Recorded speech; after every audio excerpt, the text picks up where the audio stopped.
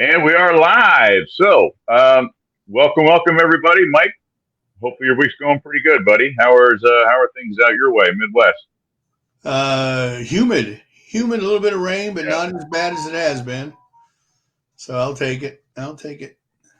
yeah. I wish we were getting rain. I came back and it's been pretty warm. Not nearly what it was where I was in the Carolinas, but it's been pretty toasty the last couple of days. So, although the grass has gotten green since I've been back, so that's been kind of That's good. Is that better lighting on me? nice. Yeah, a little bit of shadow on your face, a little bit. Yeah, that's Okay. worse. Yeah, Yeah. because Kevin Pike, Kevin Pike, God bless him. He does every. I mean, he's a professional. That's his job, and Uh-huh. he's very critical, but in a good way. If we're not lit properly, so good. So Kevin, if you're I watching, this is as good as we can get. As good as I can get. I struggle with it. To be perfectly honest with you, I try and even now, like honestly, I'm trying to position myself. I'm trying to make certain lights look better than others. Lights that are closer to behind me seem to give like more glare. It is kind of an odd situation, Mike. I have to agree. Definitely learned some of that stuff. So wait, I think I see that. If I can get down to him. Oh, okay. All right. Nope, that's our extra guest if she decides to pop on for a little bit once we get into the show. Perfect. So at any rate, wanted to welcome everyone to our edition tonight. Tonight we're doing a little bit of an Indiana Jones edition. And Mike, I thought I was pretty prepared and pretty reversed, well reversed. And I'll be honest with you, I realized when I was trying to put together a couple slides and stuff how little I really know of the background with Indiana Jones. I mean, watch the films and love the films, but when it came to some knowledge and things, I thought, wow, I've got to get my act together. I've got to do some research. So, It's uh, a long storied legend of from inception to what we have today. The big thing was um, the studio insisted on if you see the posters, it's from the creators of Jaws and Star Wars, and the reason hmm they wanted to put George Lucas on there to highlight it was because 1941 was Spielberg's film before this, and it did not perform the way Jaws and Close Encounters had. So the studio kind of threw, George Lucas up there as well. So people would say, "Oh, Spielberg, oh, and George Lucas." Um, and it was funny. I did not know when Disney bought Lucasfilm that they bought the rights to Indiana Jones because oh, did not know that at all. yeah, because Kingdom of the Crystal Skull had already come and gone by the time Disney bought Lucasfilm. So I was surprised when the first thing that comes up on the screen is the Disney logo. Then I realized, okay, they got that as well for their $3 billion. So Well, like I messaged you, my wife and I shot out last night, last minute. I thought might not be a bad idea to see it. So we went out and saw it, and sure enough, you're exactly right. Disney pops up on the screen right before the beginning of the movie, and as you as I talked about, I don't want to give any spoilers away, but I think that was a big impact on the ending of the movie as well. So, yeah, you know, but yeah, Disneyfied. yeah, yeah. Well, I can remember catching Raiders of the Lost Ark. I didn't see it in the theaters. I think I saw it when it came on HBO, because that was one thing we had HBO when shortly after cable came out. And I'm talking about HBO back in the days. It was a big rectangular box, and you had Yeah, to flip your TV on to channel 4, and you had to slide that bar to get HBO. yeah. Uh, and that's when it was home box office. And that was my experience with Raiders of the Lost Ark. And I really liked it, but it was such a shock to the system because here I was looking at Han Solo. And so to see him in another, in another leading role was it was a lot for me to kind of grasp and kind of grab onto, especially at my age. I was still fairly young, and so once you got over that, and to be honest with you, I shouldn't say once I got over it. Once I saw common mannerisms, which I think are very vindicative of Harrison Ford and his acting, you see certain things kind of parallel each other at times.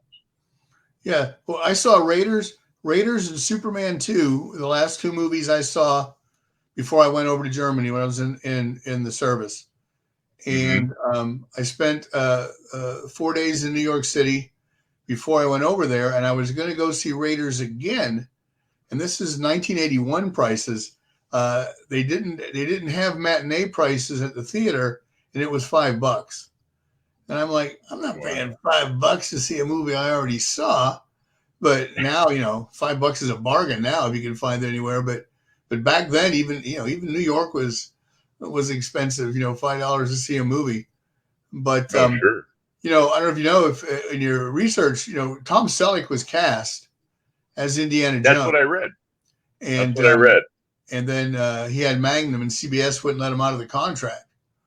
So kind of went by default, I guess you could say, to Harrison Ford, which is funny. Tom Clancy, the author of the Jack Ryan novels, used to sit behind me at Memorial Stadium in Baltimore at the Oriole games, back when he was just an insurance salesman. But later on, I got to talk to him, and he told me that he wrote Jack Ryan with Tom Selleck in mind. And so, really? Harrison Ford ends up playing Jack Ryan too. But yeah, and there's a movie came out, I think it was 83, called High Road to China with Tom Selleck and Jane Seymour. But Tom Selleck is very much an adventurer, and he's got the jacket and the hat. So it's kind of like that's what Raiders. It doesn't have the story and the script that Raiders did, but if you want to see what Tom Selleck would have looked like as Indiana Jones, go see High Road to China. Yeah, I saw that, and I want to say perhaps I was familiar with that fact, but not cognizant of it. And so I started trying to do a little bit of research, and I found some interviews with Harrison Ford, which were not completely scarce, but a little bit harder to find than other things. And when I did that, Harrison Ford let it be known that George Lucas told everyone flat out, I will not hire anyone that has done prior movies with me. So it was kind of interesting. He ended up in that role. I thought that was kind of I don't know, almost odd, to be perfectly honest with you. Yeah, so very much so. Yeah. So so since we're hitting on, we're really focusing on Raiders of the Lost Ark, but I want to kind of hit on all of them. What do you think, if you had to rank these guys, if you had to rank them all, what would be your top movie?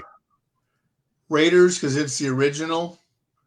Then it would be Last Crusade, Temple of Doom, which is my least favorite of the original trilogy. Then Dial of Destiny, and then Crystal Skull.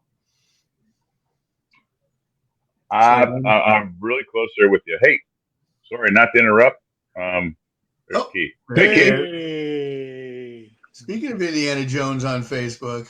Hey guys. Right. How you doing, bud? How are you? Good. I'm doing good. Talking about Indiana Jones. We are. So we were just talking about how we would rank the movies, Keith, and I think we both agreed that Raiders would definitely be first. For me, I think second would be wouldn't be Temple of Doom. I think second for me would be oh god, I'm already blanking here. Last Crusade? Yes, The Last Crusade would be my second, which is kind of ironic because to me, The Last Crusade is kind of like the Return of the Jedi version of like the first three Star Wars. You know what I mean? It's kind of like it's the most fun, it's the most comical, it's the most make you feel good kind of movie, especially coming off of Temple of Doom, which was very, very dark. But I gotta say, it's a very guilty pleasure. If it's ever on, I have no problem leaving it on and tuning into it. So this past Monday, I watched. It was all four back to back. It was on one of the Stars or one of the Showtimes. But yeah, And Temple of Doom, it's that and Gremlins in '84. That's the reason we have PG-13. Because they argue with the studio so much to make sure to give it a PG-13, and then yank that guy's heart out of his chest, and it's like, oh, we got to do something. I do love the beginning of Temple of Doom. I love that. You know what? And what's so funny is when we saw Temple of Doom, we were a little late, and so when we walked in, of course, he's got this dance, got this, got the dancers and the music and stuff. We thought we were in the wrong theater. So I go out and, is this Temple of Doom? He said, yes, trust me, it is Temple of Doom. It's just got that funny beginning. And so then later Harrison Ford comes strolling down the stairs, and so it was Temple of Doom. But I do like that little musical number that's in the beginning of Temple of Doom. It's got some good set pieces. I don't know why. I just when he's on the rope bridge and he cusses, when he goes, "Oh shit," I'm like, I don't think Indiana Jones would say that. Maybe it was just the way I pictured him, but I was like, "Oh, that's a forced curse word." But yeah, I hated Short Round, and Mr. Spielberg, if you're listening, I know you love your wife, but I hated Kate Capshaw. She screamed a lot. A lot. Yes, I have to agree. That part got a little annoying, and without a doubt, yeah. Oh, and we had our critics vote for awards, and Ke Huy Quan he actually won our critics group award for Everything Everywhere All at Once. But when the vote came up, before the vote I said, you realize if we give this kid an award, you're only going to encourage Kate Capshaw to come back to work.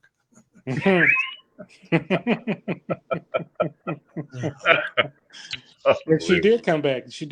Right? She came back and she did a couple little things. I love Black Rain, even though it was a short. And Black Rain, she.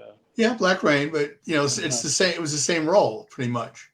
Pretty much. Yeah, unfortunately, because she had the shiny dress on, and which is unfortunate because she probably has a lot more substance to her than that. So it's almost like, was she typecasted to be the damsel in distress or what? I have no idea. But yeah. I actually never seen her in a role that was. I mean, it was always the same shiny dress. Yeah. Have you guys seen her in anything else? Wow. Her daughter's a good actress. Her daughter was on, I forget what TV show she was on. Jessica. She's very talented, and I'm sure Kate Capshaw is a good actress. I just thought she was bad for that role. Well, if you don't mind, I threw a couple slides together, and I didn't know if this topic would come up or not. But since we're on the topic of Kate Capshaw, I thought to try and hit topics that not everyone is hitting, or trying. No, I don't want to regurgitate the same thing over and over. Let's talk about the women of the Indiana Jones movies. For me, twofold, because it's very interesting to see Marion come back, for the last two films, because she to me came off as a very strong role as opposed to Kate Capshaw. And then we had the girl who played the Nazi archaeologist there as well. Yeah, Gwyneth Paltrow. I thought maybe we'd chat with them a little bit. Maybe get a little bit of a female's perspective. So I brought my wife on to maybe get her take on this. So there you go. Oh, hey. The good thing is I'm in the garage and she's in the house, so she can't get to me if I say something really dumb. Well, I do all the cooking, the cleaning, and the shopping, so you have that. So Nate, Jen, you were right, Nate. Jen, you told me you had her trained, but geez. No, other way around, perhaps. Remember Keith, he was telling us that? Yeah. And Nate is now going to change the topic and go to something else. Mike, you're not making this look good for me tonight, my friend. Yeah, I would have to say I did not like Kate Capshaw. She was not. From the woman's perspective of the screaming, helpless female, drives me nuts. Like I just can't tolerate that. I can't. I have a soft spot for Karen Allen. Karen Allen, soft spot from Animal House. You know, I like that she came back into that role in the movie that Nate and I saw last night. But I did like Elsa from, was that Crystal Skulls? Last Crusade. Yeah. Last Crusade, yeah. She was good. Her role. I thought she did really well with that. But yeah. The screaming woman female roles, I just can't do that.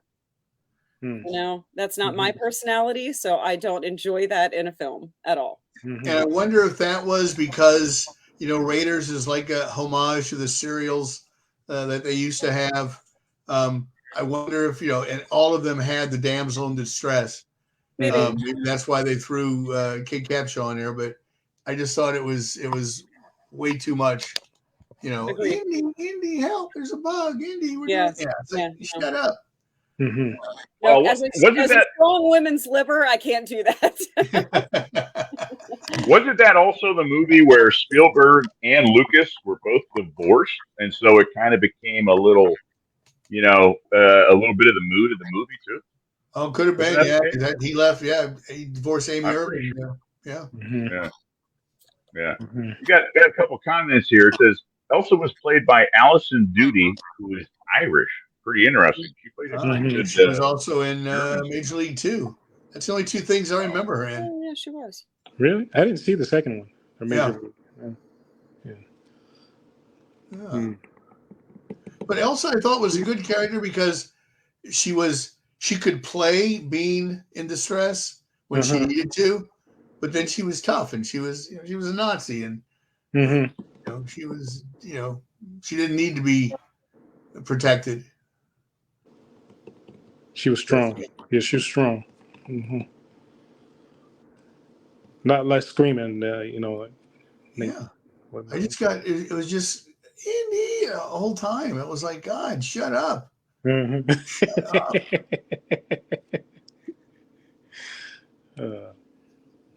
Yeah. Eat your chilled monkey brains and shut up.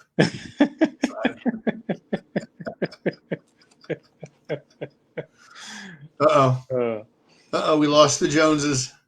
We did? We lost them? Either there was a power failure or she went in the house and hit him over the head with a frying pan. So, since you're no longer spoiler free on the Indiana Jones page, that's right. Yep. Were you as angry as I was that Sala is a damn taxi driver? You know, I actually didn't give it much thought. I was just so glad to see him. Yes. Well, he had done an interview where they had asked him to be in Crystal Skull. But he said he thought that Sala was a more important character, just pop by and do a cameo, so he didn't do it. But in this one, I'm thinking, okay, he's risked his life twice for our country, and you get him over to America, and you can't get him a job in your museum or teaching or doing something. He's a damn taxi driver. Yeah, I like this role better in Last Crusade. Yes, I like his cameo better in Last Crusade because he got to punch somebody. I mean, that was cool. I know. Let's see here. Oh my God, I was right. What's that? They had a power failure. They lost power from a storm.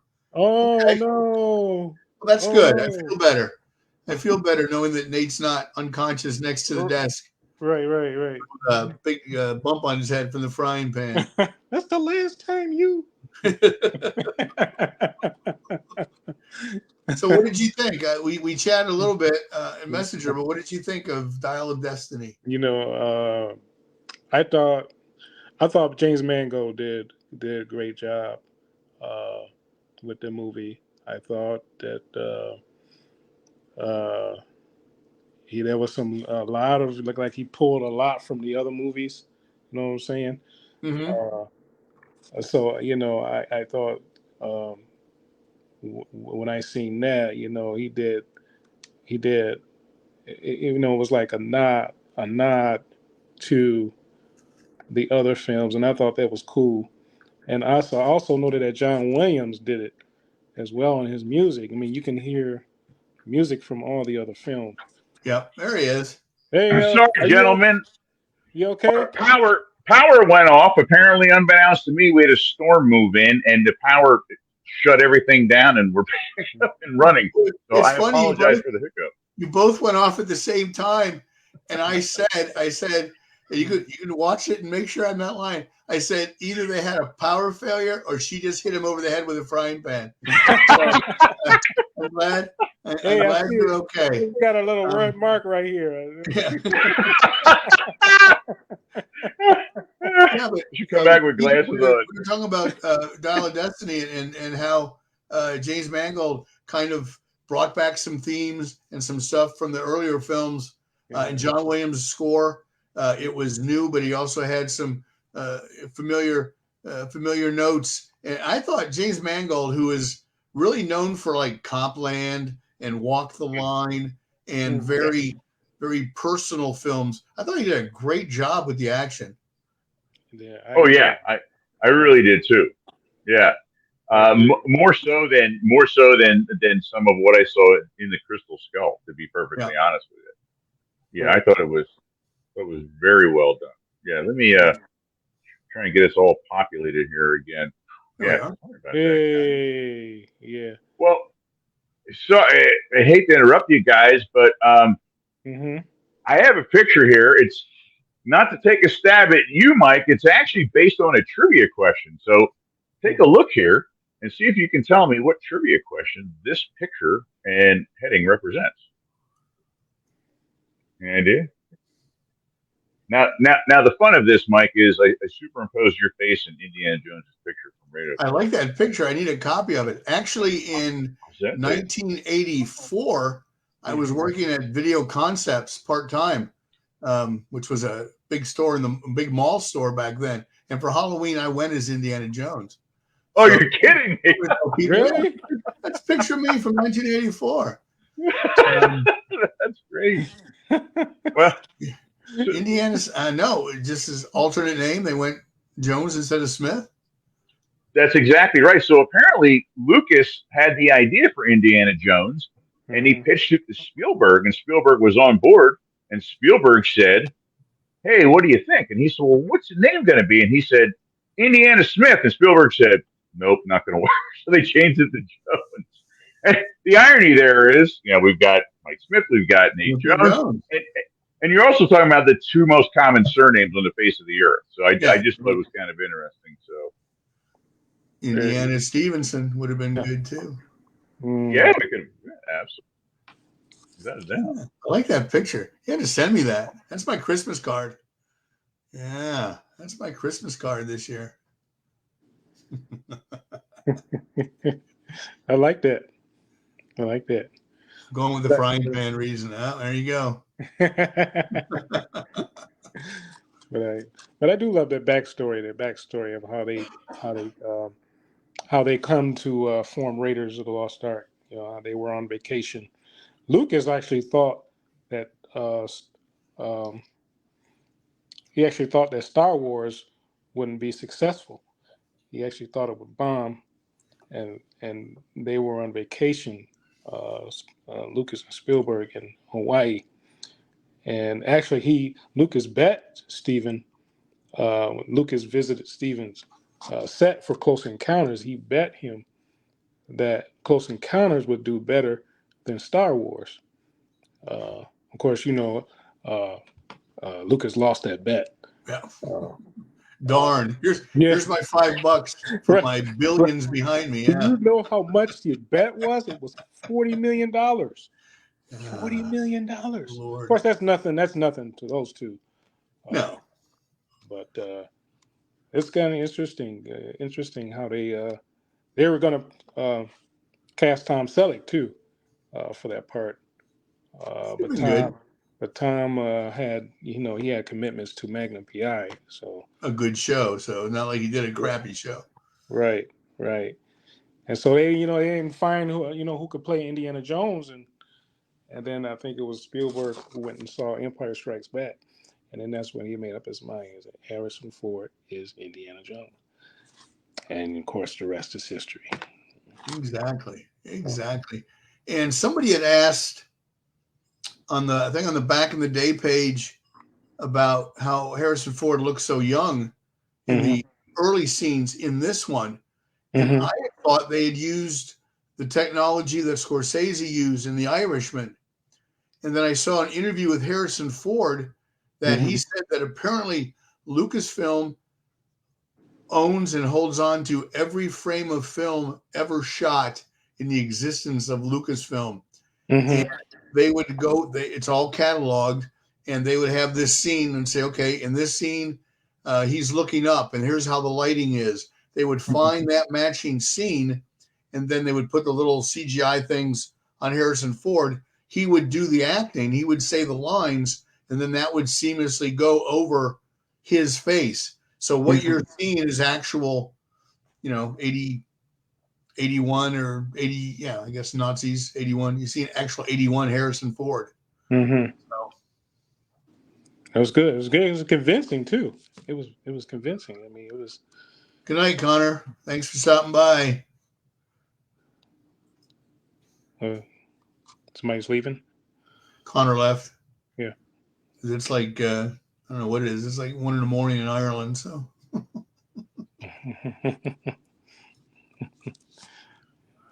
Yeah. So yeah.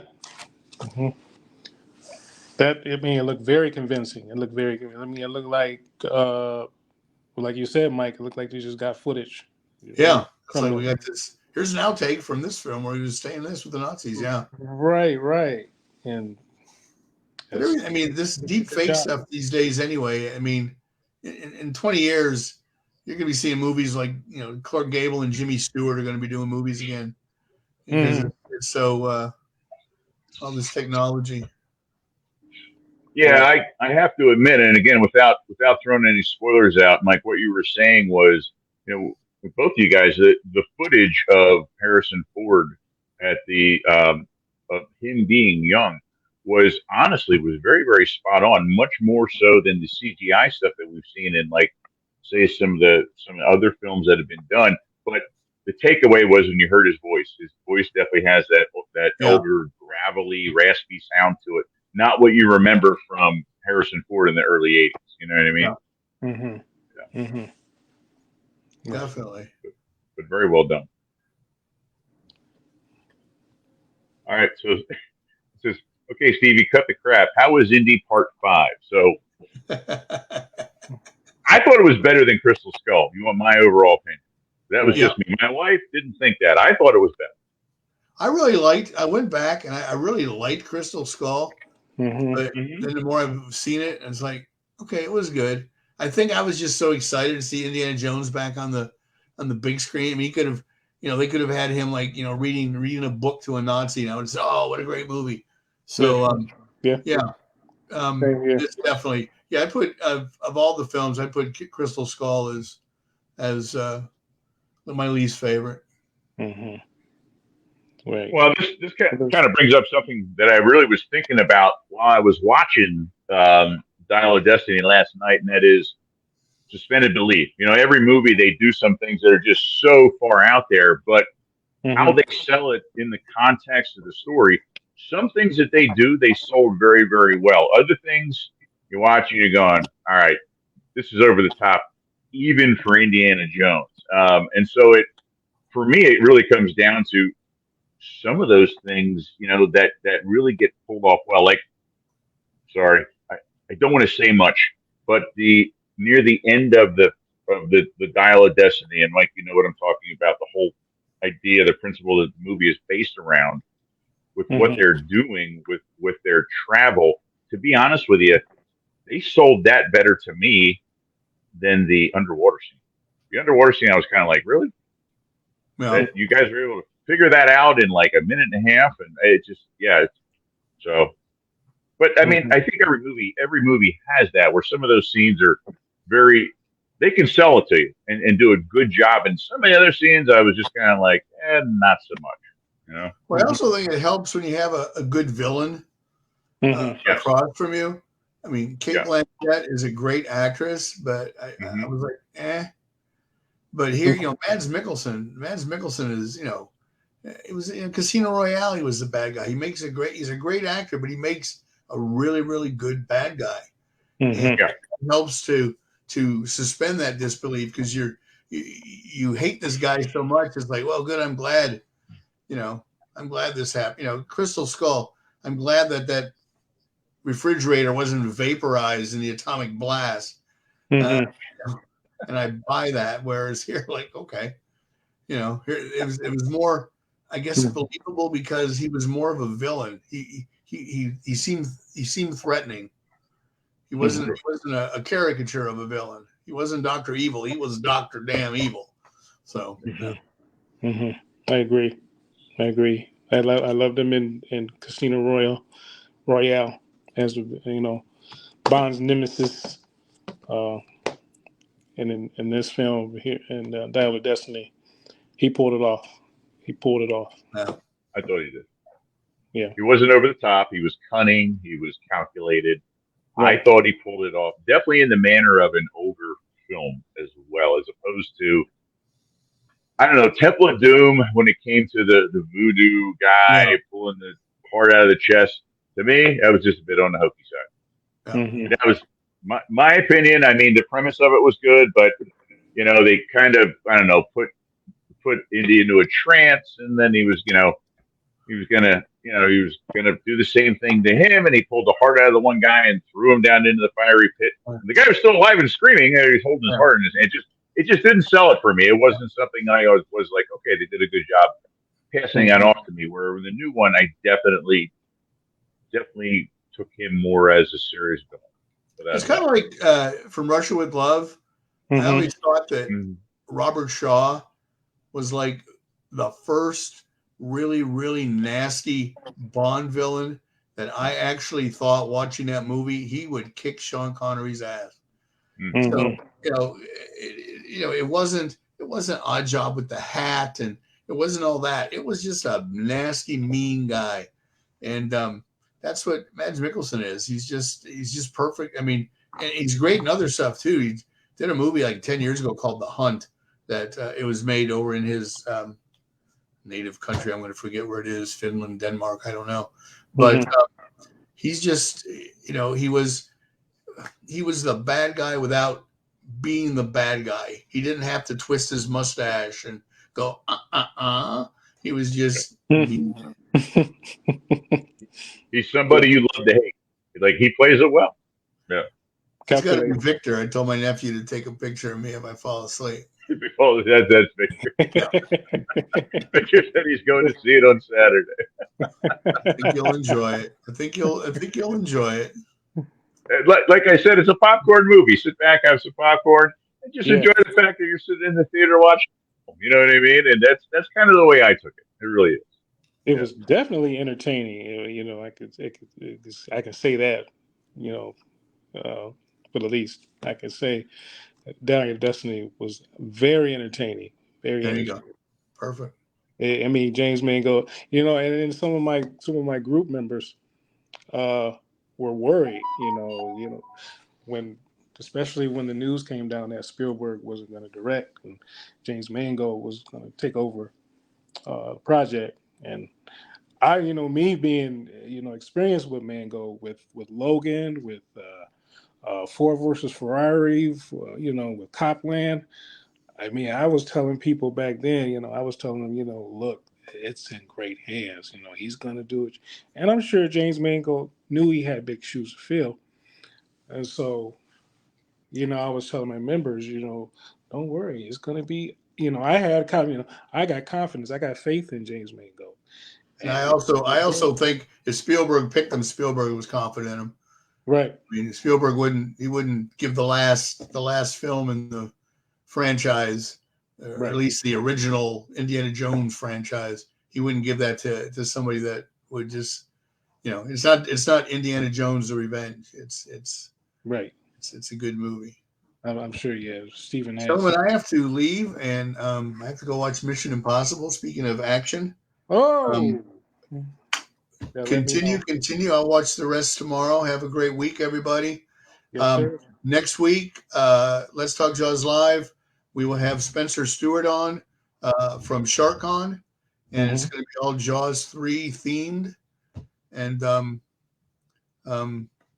don't want to say anything in case I'm wrong, but I'll hint and say we may even have a special Jaws 3 guest.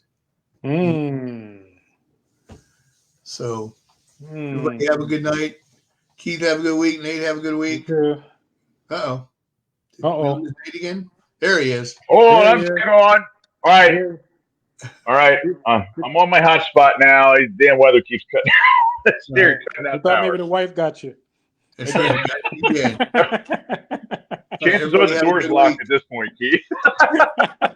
I'll see you guys next week. Hey, Mike, thanks for coming out, buddy. We'll catch up with you next week. Enjoy the movie, by the way. Enjoy the movie. Yeah. Yeah. Right. All right. So what you guys are hitting on? Ford versus Ferrari here? Hey. All right, just you and me now, right? We're back. So, man, technical issues. We're back. Yes. So Ford versus Ferrari, right? You a big fan of that? What's that, Nate? You guys are talking about Ford versus Ferrari. Were you a big fan of that? Oh yeah, I love that movie. And I thought it was good. Almost as good. I like Ron Howard's Rush as well. Yes. I think it was. For years I thought that was, the best racing movie I've seen until I saw Ford vs. Ferrari. I'm not saying that's better than Rush, but I'm putting it right up there with Rush. I thought it was phenomenal. Yeah, I really did. I thought it was great. I think both films are great. Mm-hmm. Yes, sir. Yeah, very much so. Yes, sir. Let me get my pages back up here. I gotta start everything back. Sorry about this. I'm just a mess tonight here. All right. Kind of back in frame here. So right. Yeah, I'll be honest with you, I almost didn't get a chance to see the movie last night. We left my house and and an old man almost caused a major accident right in front of us. So we managed to avoid that. We make our way to the movie theater, which is just a local AMC. We pull into the parking lot, and the fire trucks are there, and they are evacuating the building. Really? So, yeah. So, and the movie was showing at like 7:12, and the next town over, I quick pulled up my phone, was showing it at 7:00, and obviously if they're evacuating the building, we're not going to get in to see a movie, so we drove out to the next theater over in the next town. And, luckily these days when you go to see a movie, there's, 20 to 30 minutes of preview. So we got in there well within time to see the film. So. Yeah. I mean, that's the thing. And you get 8-10 previews. So, and popcorn, your popcorn that you bought, it's gone before the movie even starts. Oh, I know. To the point where you feel bad. You're kind of like, I feel like a glutton because I already eaten and drank. Right. all your snack, all your goodies are gone, man. Even before the movie starts. Oh man, unbelievable. Yeah. But so maybe you can educate me on this. So I was telling Mike that I kind of, as much as I've watched the movies and enjoyed them, I didn't know a whole lot of background. I started to delve into a little bit of background with the Indiana Jones TV series shows. You familiar with those at all? No, unfortunately, I never got into, was it Young Indiana Jones? I never got into the TV show. I kind of wish I did because, obviously, I would have more knowledge, as it relates to Indiana Jones. But I never got into the TV show. Never got into pretty much any show. I was never really a TV person. The only show I actually really, really loved was Twilight Zone. Yeah, it's kind of funny because I don't know much about it. I was aware of it, but that was the extent. Like you, I can't say I've ever sat and really sit and watched it. Uh-huh. Um, but the irony in that is the fact that here Lucas was trying to launch a TV show, and now what you're looking at is with Hmm. Star Wars, with Marvel, with a lot of this now, Hmm. even like DC. What are they doing? They're doing like more or less like TV episodes. So it's kind of interesting the direction it goes into. Um, but apparently, this show was around for the better part of more than 10 years, and I didn't realize it. Now, it wasn't always the same show. It Hmm. started out. It started out. I guess the idea was it was going to be an educational show for Hmm. to kind of introduce kids to like big events of the 20th century, Hmm. and that didn't last very long, and then that got turned into the Young Indiana Jones Chronicles, which was more more adventure based, and that was based on Indiana Jones anywhere from 6 up to like age 16. They had one particular character playing him. They had Hmm. an elderly gentleman. I'm trying to pull up the name. So that was early 90s. Someone's asking when was Indiana Jones TV on. Apparently, it was like 90, 91, and then it got rebooted in 96 as the Adventure Show. Hmm. I want to say, and Sean Patrick Flannery played Indy as a teenager, and then George Hall played an elderly Indy. And what was really interesting was um, Harrison Ford, which is my center picture there, actually showed up for one episode of it. Yeah, he's a saxophone player, right? Yeah, Yeah, exactly right. Which is yeah. way out of left field. Of course, the elderly Indy has a patch on his eye, so I don't know what happened there. I had no clue what was going on there, man. I've got nothing. Oh. Unbelievable stuff. So yeah, yeah. So apparently he showed up, and look at the picture, which unbeknownst to me, with a full beard, is because he was in the middle of shooting The Fugitive. Mm. Oh, Is really? they Okay. said, yeah, he was in the middle of shooting The Fugitive, and what happened was George Lucas asked him to come on just to do one episode to kind of, I don't know, maybe kick off the second season. And they shot it in Wyoming near, I guess, some of Harrison Ford's property. In the Hmm. wintertime, it was like a car chase scene, and he was Hmm. being, they were trying to get him. And so I thought that was really interesting. It's probably the only time Indy's ever had a full beard. Early on, he always had like a little like 5 o'clock shadow to him, but here he was in full beard. So pretty interesting. Very interesting. Very interesting. Yeah. Yeah, yeah. And I didn't. Speaking of Harrison Ford, I didn't even know until years later that he was going to be in ET. He Oh, was really? the school principal. You can see the scene on YouTube, and he was talking to Elliot in one scene, and he's telling him about making good decisions and not to make bad decisions, and uh, it's like maybe a 5 minute scene that you can see on YouTube. So you get some No spare kidding. time. Yeah, yeah. He was Yeah. going to be a school principal. Uh, I think at the time though it was Melissa Matheson that wrote the story, the screenplay for ET. Uh huh. That was his then wife. Yes. Yes. Uh, No Um, kidding. so yeah, so I'm thinking that's probably why he had that connection, you know, to Well, I do. got through this Keith's facts right there. I had no Yeah, idea he had any tie whatsoever to that. yeah, Wow. uh-huh, yeah. Matter of fact, if I get some time, I'll send you the link, uh, Oh yeah, I would love to see that. that YouTube That link. would, Yep, that'd be pretty hmm, interesting. yep, yep. Very interesting. Yeah. Uh-huh. So I got one more slide here for us before we wrap things up, and I was trying to think long and hard. So looking at the series as a whole, and I was trying to think how does it compare to other series, but I quickly found myself going into a very, very broad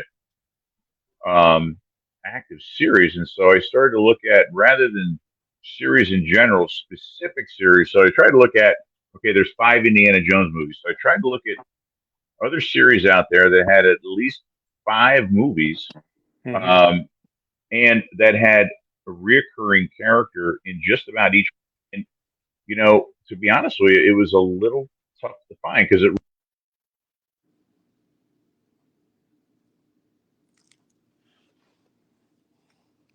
Uh-oh. I think I lost you, Nate. Didn't have any of the original characters. And so, what I came across was like the Rocky films, the Harry Potter films, uh, the Pirates of the Caribbean. How do you think it ranks up against those?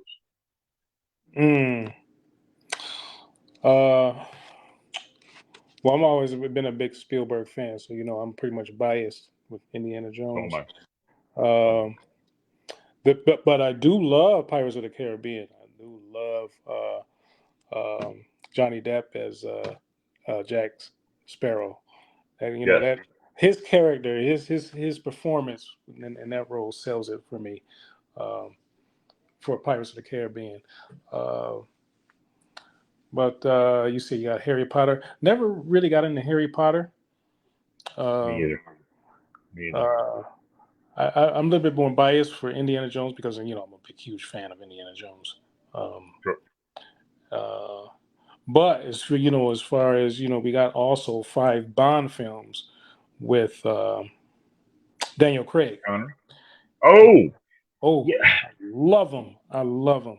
See, you know what?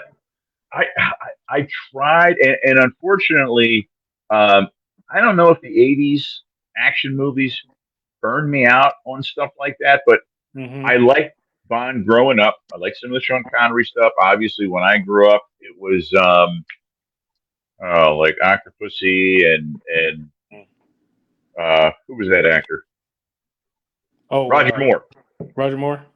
Roger Moore, and I watched those quite a bit. But friends of mine who love like Quantum of Solace and things, have tried to get me into watching those, and I just can't get into them. As much as I try, I'm not a huge fan of it. And I think they're very well done movies. It's just that I just can't. I can't sell myself on them. So, yeah. But I agree. And Harry Potter, my wife is like an unbelievable Harry Potter fan. I mean, oh yeah, really? Okay. Oh my gosh, she is huge into Harry Potter. The books first, and then the movies as well. But could never get into those either. So, what about Lord of the Rings? No, can't do it. No, not a big fan. No, I'm really not. I don't. I don't know. I don't know if it's that genre, or perhaps like I didn't have any background in like reading the books. I mean, the books have been around for what, are they 100 years old? No, man, like that. Yeah. Yeah, I mean that stuff's been around forever. I mean, but it's not something that I don't know that I guess as a whole, when you're getting into that, I don't know, the world of like magic and things of that, and even to be honest with you, a lot of sci-fi, which is ironic because I'm a huge Star Wars and Aliens fan. It's just not very sold on those things. I don't know why. I mean, I take them for the respect of how well that they're done, and they're good movies, but it's not things I can sit down and really get into. Yeah. Did you say you were a big? You say you were a big Alien fan? Yeah, pretty big fan of the Alien movies. Yes. Yeah. Yeah. I think the Alien and the Star Wars movies were some of the definitely the better space movies. You know what I mean? Yeah. Right. Did you like the prequels to was that Alien Covenant and Prometheus? There was some merit, and it was neat to see certain things get tied up in the evolution. Overall, I don't think that they held a candle to most of the Alien movies, and the Alien movies got a little rough towards the end. But I thought it was neat to see some of the origins of how things came about. It was enough of an interest that I definitely sat and watched them. I think I've seen Prometheus, I've seen Covenant. I don't know, probably 2 times, maybe 3 times. But I used to value a movie, when you would go get DVDs all the time, as is it good enough that you would buy a copy of it? I can't say either of those would have been good enough for me to go buy a copy of it. Really? Mm-hmm. But that first Alien, well, that's a masterpiece. Oh, Of, oh, the very first, absolutely. yeah, the 1979. 79. Yep. Uh, I even thought uh, Alien 2 was or Aliens was done really well. To be honest with yeah, you, I thought yeah, that yeah. was James Cameron did. follow up. Oh, yeah. Phenomenal filmmaker. Yeah, James Cameron is. Um, Aliens, yeah.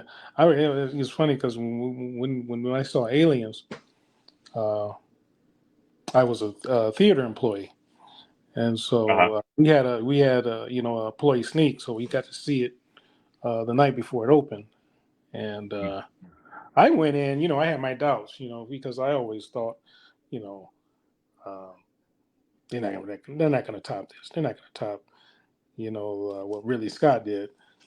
Sure. So I mean, and you know what? James Cameron was unknown at that time. Hmm. And what did he do before that? What did he do?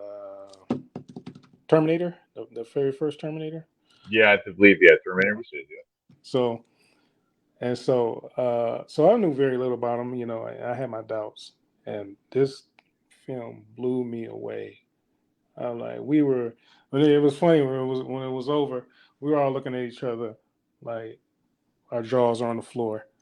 What the hell did we just watch? I mean, he did a great job. He did a great he, job. he really did. He really did. Yeah. He did a great You're job. saying Alien 3 was asleep. I thought Alien 3 had some merit to it. I thought the whole idea of that was the one she was in the prison, I believe, Right, right, right? right, right, right, right. I thought there was some merit to that. There were some interesting parts to that. The one after that, Uh-huh. I think it got a little worse. Yeah, Alien Resurrection. Yeah. Yes, hmm But I love yeah, Alien 3. I do. I love that. What is it? The Workman's print, or what is it yeah. called? It's a different cut. Uh, I forget the name of the cut, but it's like a director's cut, which is I think it's like 2 hours and like 20 minutes or something like that, or 15 Oh, minutes. really? Yeah, yeah, and it's I think it's very well done. Uh, it feels so atmospheric, because David Fincher, he's an atmospheric director, Uh huh. and it has that atmospheric feel to it, which is what Oh, I yeah. personally like. I like movies that are dark and atmospheric. Sure, And sure. I enjoyed Aliens 3. I did. Uh, that first cut though you saw at the theaters was kind of but Right, right. he got to go back and recut it, and so I think that's a much better result. So definitely worth looking into. Right, right. hmm All right. Rick says raise the Canadian flag for James Cameron. Did not know he was Canadian. Good Vic fact there. Yeah. Yeah, of course. Did you are you into the Avatar films? You know what? No, No, no. no. Uh, I tried. I watched about half of the first one, and just Uh-huh. I hate to sit here and be a naysayer. I think it was amazing.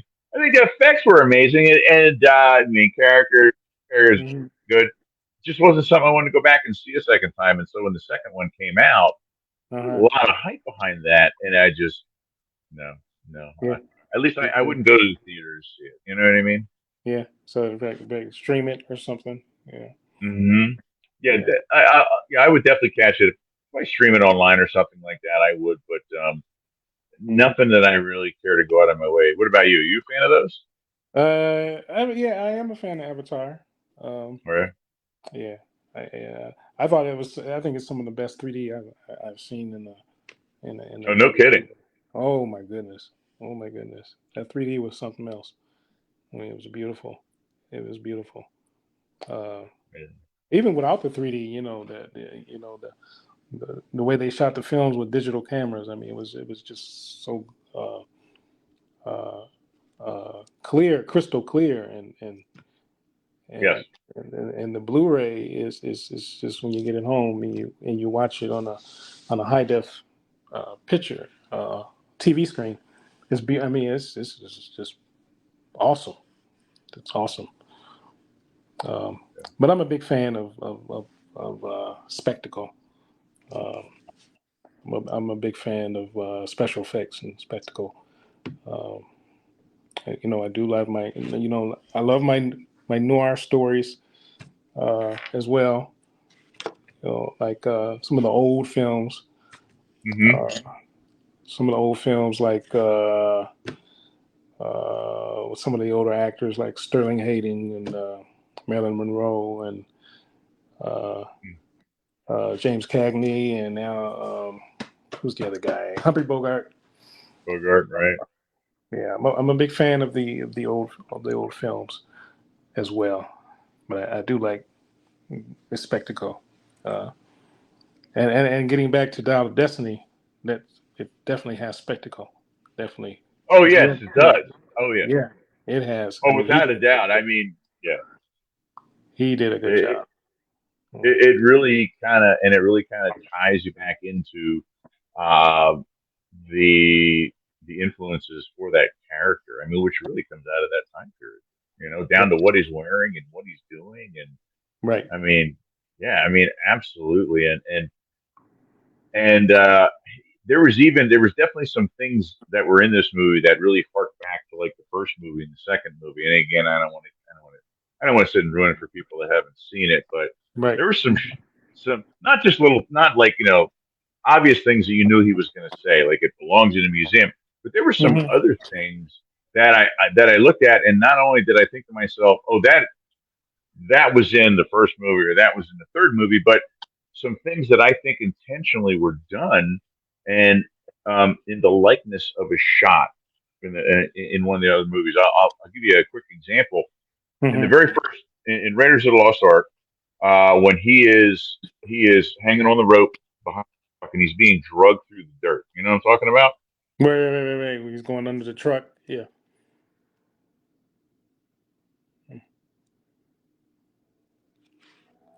Uh-oh. I think I lost.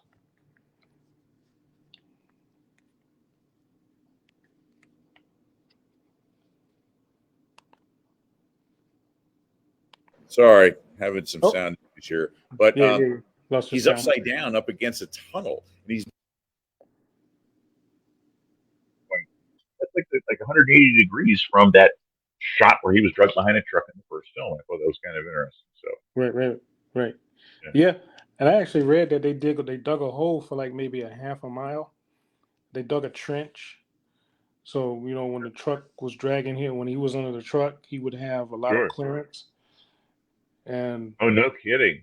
yeah, they dug a trench for like maybe a half a mile. So when he was dragged under the truck, he wouldn't, he would be further down from the truck. So we'd have more clearance. Well, and from Which, what I understand, he wasn't terribly fearful with a lot of things that he did in those movies. Is that correct? you mean that he did was a lot of his own stunts? That he did, I mean, not all of them, but he did quite a few of them, and things that I guess that they warranted him not to do, like going across the bridge. I read, they were going to have his stunt person do it, and he Hmm. literally ran back and forth across the bridge like two or three times, and they said they couldn't get Spielberg to go more than like 30 feet out the bridge to shoot it. Yeah, Right. so Yeah, he kind of had. speaks to He took a. I think he took a helicopter to the other side. Spielberg did, but yeah, yeah. George had no problem running across it either. Oh, really? Right. So Interesting. it was just Steven. It was just Not a fan. yeah. Steve did not. Interesting. What do we got here? Indiana Jones 5 is 68% critics, 88% audience. Eh, Rotten Tomatoes. Yeah. yeah. Yeah. Uh-huh. Again, But it was a popcorn movie. You know what I mean? You sat and watched it, and it was very reminiscent of certain things. And it was immersive. I got to give it that. It was. It was. I mean, you were into the film. It was immersive. You were drawn in, and especially with Mads being the villain. Um, yeah, he did a great job. Everybody did a great job, and that's involved with the film. Even oh yeah, You know, Indy's little sidekick was his goddaughter. Um, The goddaughter and the boy, I thought did a better job than the boy in Temple of Doom. To be honest with you, yeah, I agree. you know. I agree. I agree. So it was solid. You know, I think Dial of Destiny was solid. And if you haven't seen it yet, um, you'll love it. Yeah, go check it out. The only thing I didn't agree with was I shouldn't say I didn't agree with in terms of Harrison Ford thinking in terms of Indy. The Mm-hmm. end of the film, and I'm not going to spell it out, but the end of the film, he Mm-hmm. makes a decision to do something. You know what I'm talking about, Keith? He decides when Yeah. how how he wants to finish it off. I agreed with that. I thought that's what he should have done, and obviously it Really? didn't turn out that way. I kind of wonder if that was Disney's influence to wrap everything up nice and neat, make everyone happy. But Yeah. yeah, I think that's how it should have ended.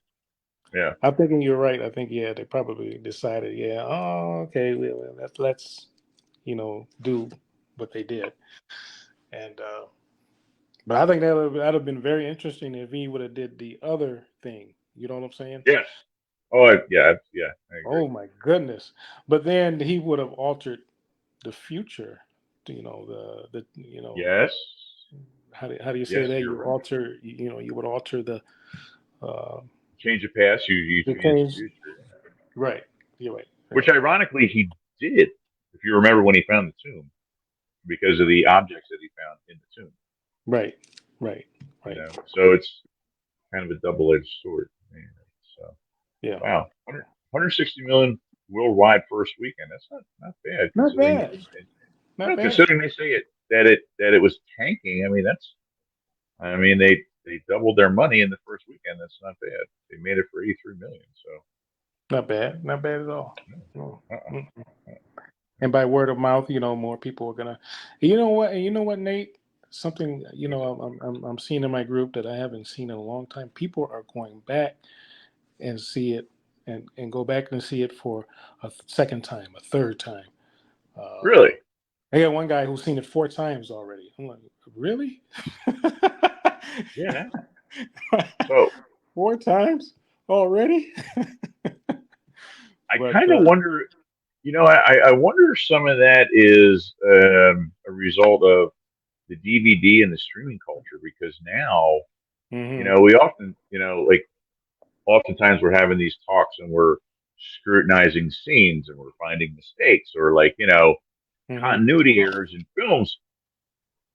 When these Right. films were coming out, you didn't have that opportunity. I mean, you went and saw it if you wanted to, you paid and you went and saw it again. But now you can sit and watch something and pause it or go over the same frame over and over again. And so I Right. kind of wonder if maybe that's influencing people to go back and do that again because they want that opportunity. I don't know. It's a very interesting observation, Pete. Yeah. Yeah. I mean, that's something I haven't seen in quite a long time. Is people wanting to. Uh, Matter of fact, I really haven't seen it. Since the last Lucasfilm, which was the last Indiana Jones, which was Crystal Skull. Crystal Skull, yeah. And people were doing that with Star Wars. People were doing that with the early Indiana Jones movies. Let's go Sure. back for 2 or 3 times and see it. Uh, I think I went saw Raiders. Probably I saw Raiders at the theater. Probably about 4 times. I saw Oh, no kidding. Jaws. I saw. Oh my goodness, probably about 10 times at a Yeah, I've theater. seen Jaws quite a bit. Theaters, at drive-in. Well, I told the story when we did a thing on Star Wars back in May, and I grew up next to a drive-in theater, and supposedly it was one of the biggest outdoor theaters on the East Coast. And Mm-hmm. so I never stepped foot into a traditional movie theater until I was about 13. We had a Mm-hmm. we had a pad, we had a card. We literally lived across the street from the place. So that's how I saw the movies. And they would get drive-ins at the time. Usually you had to wait like 2 years till a movie would come out. Ours, I mean, they would show fairly new films. And when Star Wars came out, I know for a fact now, I saw it 7 times. And my mom can attest to it because she still complains about taking me to see the damn movie time and time again. Mm-hmm. Mm-hmm. You know, Mm-hmm. had those opportunities. So it is kind of interesting to see that come back around full circle Yeah, yeah. again. Hmm. And the dynamic duo, I like to call them, Spielberg and Lucas. They have a knack for getting people to do that, with their films. So, oh, sure. And because they make them, Star Wars was flat out fun. The Oh one yeah. from 1977. That's Oh just yeah. flat out fun to go see. And it was a complete Empire. standalone movie, even if it was ever the only one. You know what I mean? Oh, absolutely, absolutely.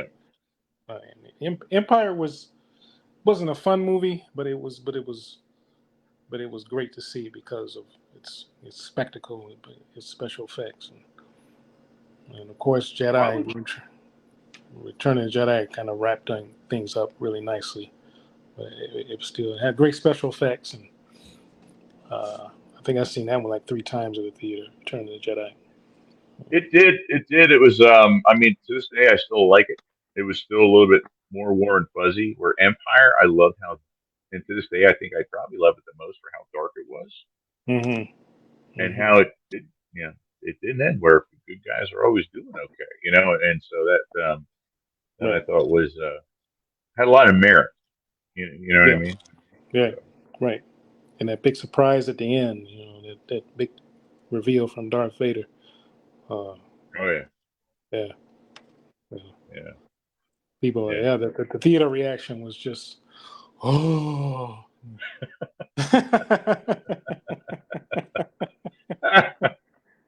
And oh, it was a cliffhanger. Oh goodness.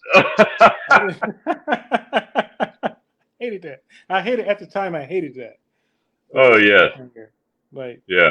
really, and I saw the when he goes into the credits. I'm like, really, Oh yes, really? yep, yep. And they, and you see the ship pick up and take off from the loading dock or whatever. So you know Right. it's coming. You're right then. It's going to be a cliffhanger.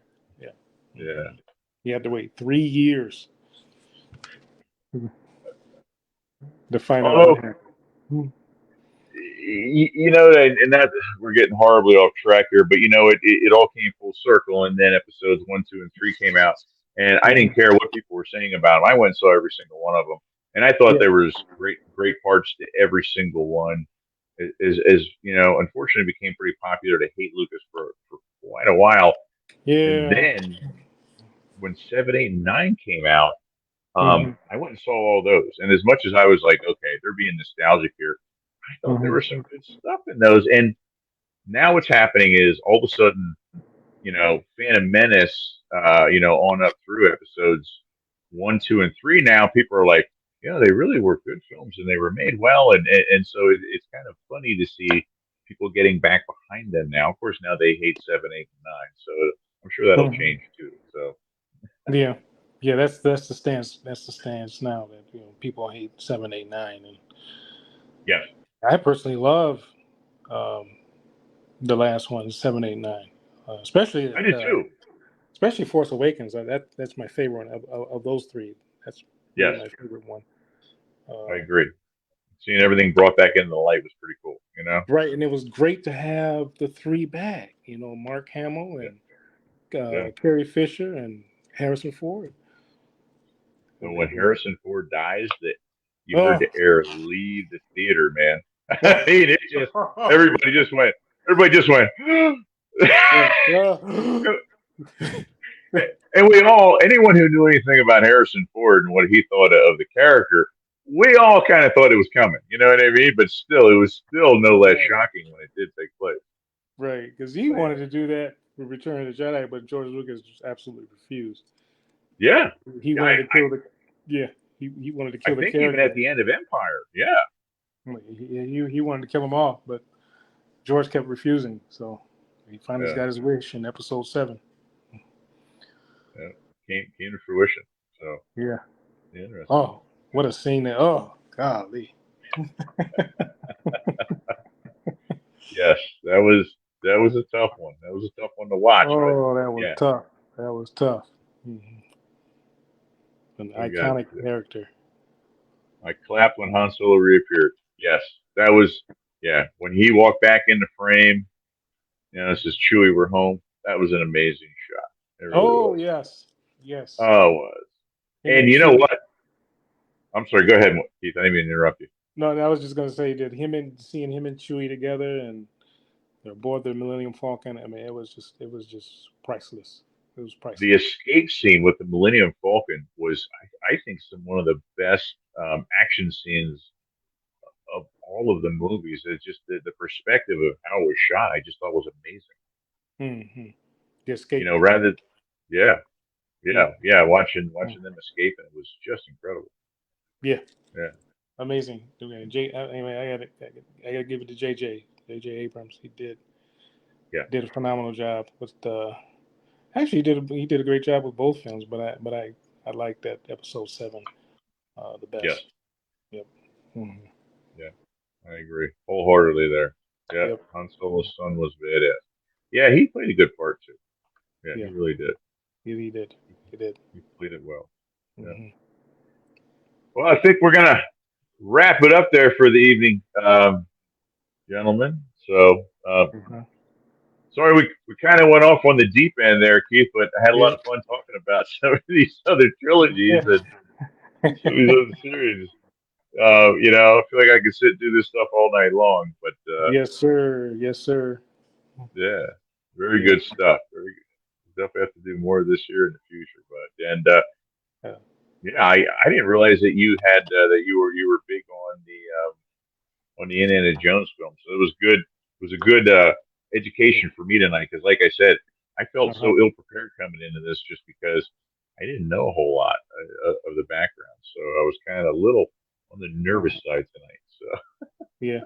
Yeah. Yeah. It's. I know. I remember when I first learned that it was coming.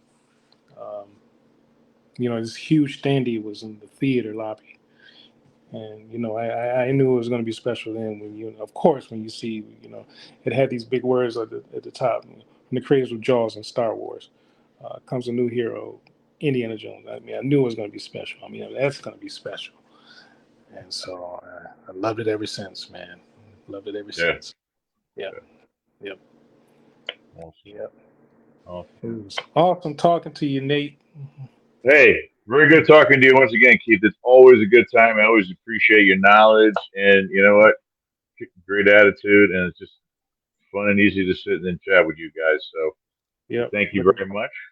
Yep. Looking forward to getting back with you and Mike and Martin as well. Yes. Had a good time. Had a great time that night. Yes. Yeah, we got it. Yeah, we definitely have to do that again. We can definitely do some deep dives on some Joe stuff there. That would be pretty cool. Yeah. Cool. So awesome. Hey, you have. And hey, Vic, I want you.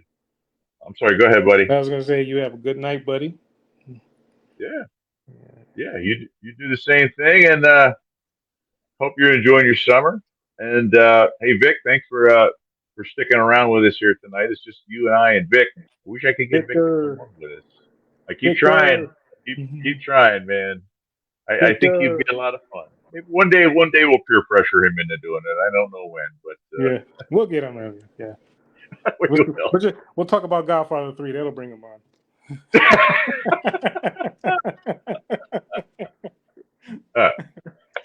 All right, gentlemen. Hey, thanks again, Keith.